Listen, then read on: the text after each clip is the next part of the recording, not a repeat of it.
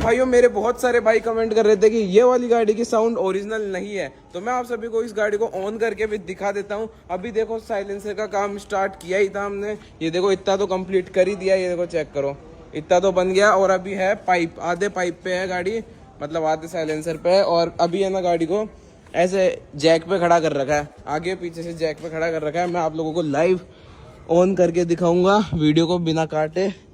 ये देखो अभी देखो चाबी ऑन करूंगा मैं, देखना।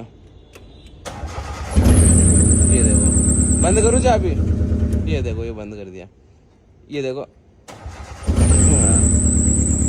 और अभी साउंड चेक करो आप लोग, बेल्ट का साउंड आता है एक बार, अब चेक करो साउंड।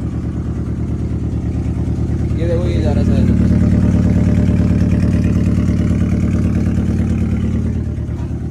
अब देखो मैं देता हूँ थोड़ी बहुत रेस, ये देखो चेक करना।